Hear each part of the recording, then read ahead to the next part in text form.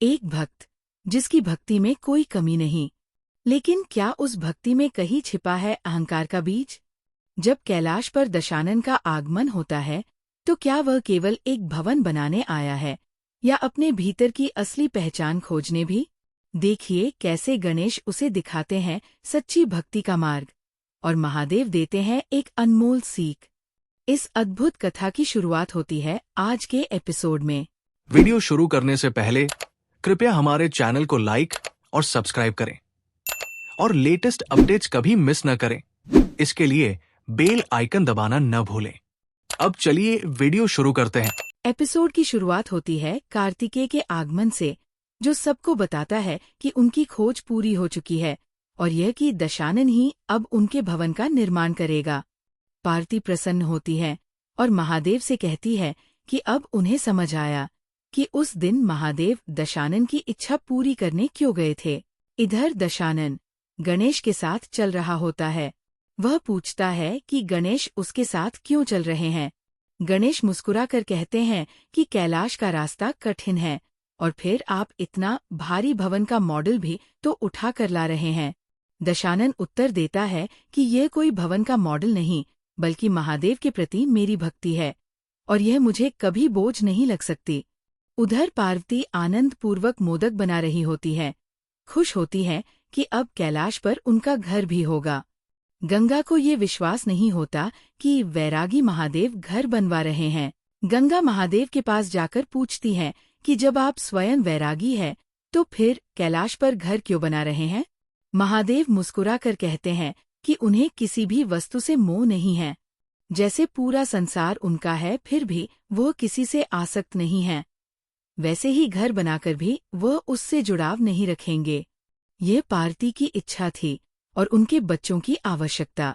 गंगा हंसते हुए कहती है कि जरूरतें तो कभी खत्म नहीं होती, तो क्या आप सबकी जरूरतें पूरी करते करते खुद को खो नहीं देंगे? महादेव उत्तर देते हैं कि भोलेनाथ, नीलकंठ, विश्वनाथ, गंगाधर वह सब है, लेकिन साथ ही वह एक पति और पिता भी है। अपने भक्तों और प्रियजनों के लिए विभिन्न रूप धारण करने से उनका स्वरूप नहीं बदलता, ये सभी उनके ही अंश है। इस बीच गणेश और दशानन कैलाश की ओर बढ़ते हैं। रास्ते में दशानन ठंड महसूस करने लगता है। गणेश पूछते हैं कि क्या उन्हें गर्म रखने के लिए कुछ चाहिए। दशानन मना कर देता है। वह कहता है कि उसने इस कार्य में बहुत परिश्रम किया है, जबकि गणेश को बिना प्रयास ही महादेव का पुत्र होने का सौभाग्य मिला। गणेश गंभीर होकर जवाब देते हैं कि ऐसा नहीं है, मुझे भी अपने पिता को समझने में समय लगा। अपने अहंकार के कारण मैंने उनके साथ दुर्व्यवहार किया और उसका परिणाम ये हुआ कि मुझे अपना सिर खोना पड़ा और फिर हाथी का सिर मिला। दशानन गर्व से कहता है कि तुमने तो बस एक सिर खोया, मैंने तो महादेव को प्रसन्न करने के लिए अपने 9 सिर काट दिए हैं, इसलिए मैं उनका सबसे बड़ा भक्त हूँ। गणेश को दशानन के बढ़ते अहंकार का आभास होता है।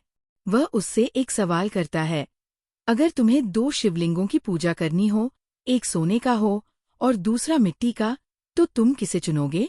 दशानन उत्तर देता है कि मिट्टी बहुत साधारण होती है, सोना ही पूजनीय है, इसलिए मैं सोने वाले को चुनूंगा। ये कहते हुए वह फिसलने लगता है। गणेश मुस्कुराकर कहते हैं, संभलकर चलिए। आखिरकार गणेश और दशानन कैलाश के ठीक पहले श्मशान घाट तक पहुंचते हैं। गणेश दशानन को कैलाश दिखाता है। दशानन श्मशान की भस्म अपने शरीर पर लगाता है और पूछता है, तुम नहीं लगाओगे? तुम तो महादेव के पुत्र हो, भक्त को अपने भगवान से प्रेरणा लेनी चाहिए, जैसे मैं लेता हूँ। गणेश शांतिपूर्वक उत्तर देते हैं, महादेव के लिए बाहर की चीजें महत्व नहीं रखतीं। उनका भक्त केवल अपने मन और हृदय की शुद्धता से उन्हें प्रसन्न कर सकता है।